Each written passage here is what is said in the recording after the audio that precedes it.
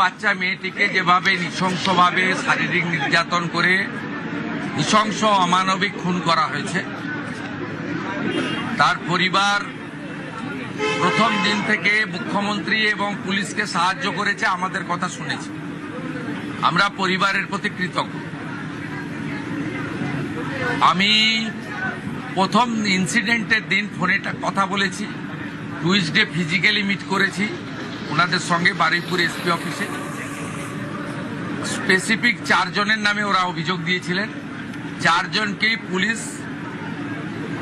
খুব প্রপারলি এবং quickly arrested করেছে। তারা পালিয়েও গেছিল অনেক দূরে দূরে, বসিরহাটে বাংলাদেশ বর্ডার পর্যন্ত চলে গেছিল। পুলিশ এবং এসটিএফ আমাদের বারুইপুর ডিস্ট্রিক্ট পুলিশ এবং STF under the guidance of the DGP properly তারা করেছেন। এটা তো 1 নম্বর। দ্বিতীয় নম্বর হচ্ছে বাকি যা ইনসিডেন্ট ঘটেছে আপনারা জানেন, ওই পার্টে আমি যাব না, ওটা সিআইডি ইনভেস্টিগেশন হচ্ছে। আমি ওই পার্টে কোনো কমেন্ট করব না। আমি যেটা পরিবারকে আজকে বলে এসেছি যে কাস্টডি ট্রায়াল হবে এবং কনভিকশনের এক্সিকিউশন এটা কমপ্লিটলি মুখ্যমন্ত্রীর মনিটরিংয়ে হবে। একটা দৃষ্টান্তমূলক নজির আমরা এই কেসে রাখব এবং গভর্নমেন্টের পক্ষ থেকে কিছু দায়িত্ব ছিল, এটা আমি বলবো না। গভর্নমেন্টের কিছু অ্যাসিস্ট্যান্সের বিষয় থাকে যদি ফ্যামিলি রাজি থাকে। ফ্যামিলি রাজি ছিল, আমরা গভর্নমেন্ট পাশে দাঁড়িয়েছি। কিভাবে পাশে দাঁড়িয়েছি ফ্যামিলি যখন দরকার হবে বলবে, আমি বলবো না।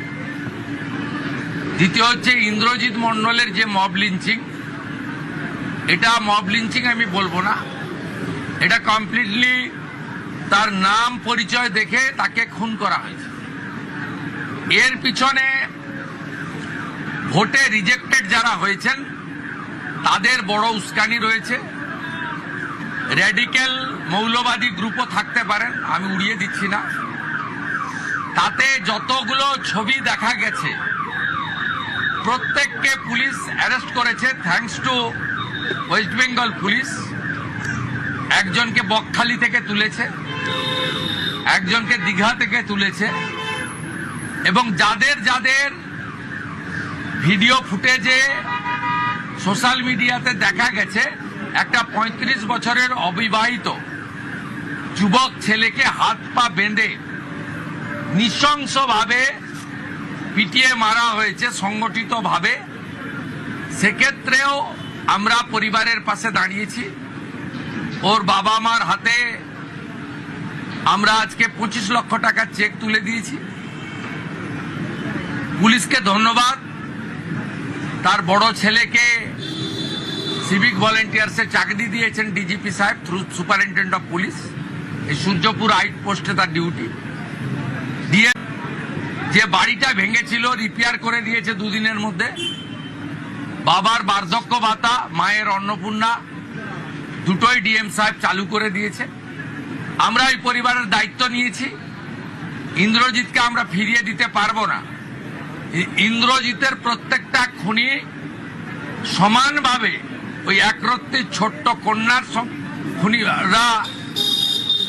শারীরিক নির্যাতনকারীরা যেভাবে আমি কথা দিয়েছি কাস্টডি ট্রায়াল হবে, ইন্দ্রজিতের খুনিদেরও তাদেরও খুব চূড়ান্ত চরম ভারতীয় ন্যায় সংহিতাতে যে শাস্তি আছে পাবে।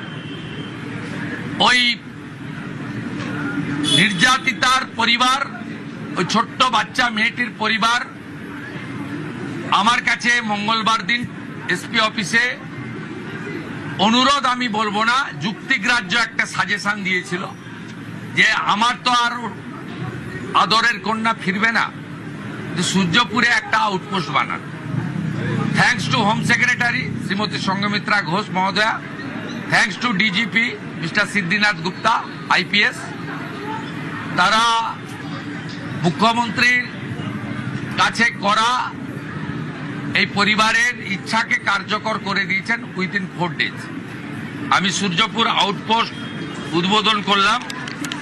এখানে 4 officer, 2 SI, 2 ASI, 6 mail constable, 2 female constable, 8 civic volunteers, women help desk এবং একটি কন্ট্রোল রুম, এবং পরে পরে 5-7 দিন লাগবে এখানে মোড়গুলোতে সিসিটিভি লাগানো এবং তার কন্ট্রোল রুম এখান থেকে করা।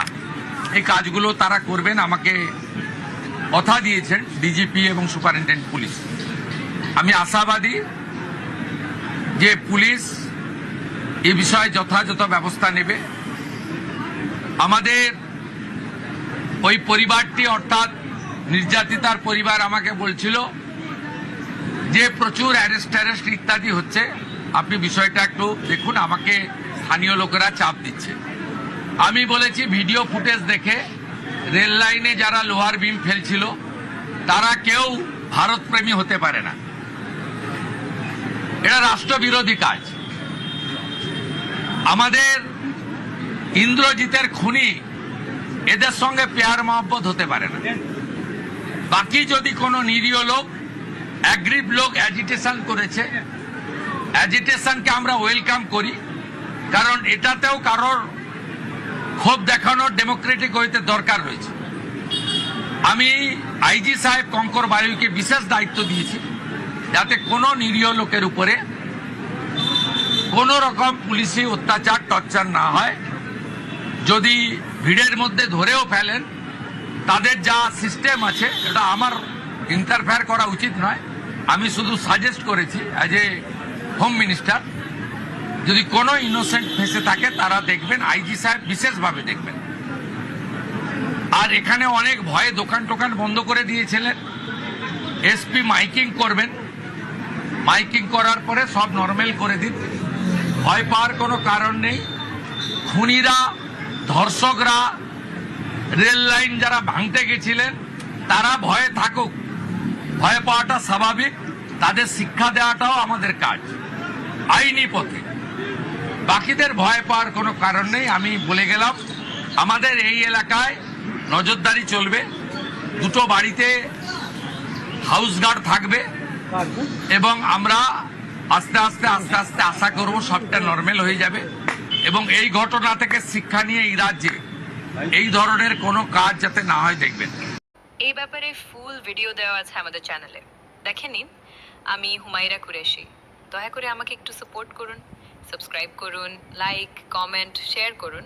ফেসবুক থেকে দেখলে ফলো করুন। ধন্যবাদ।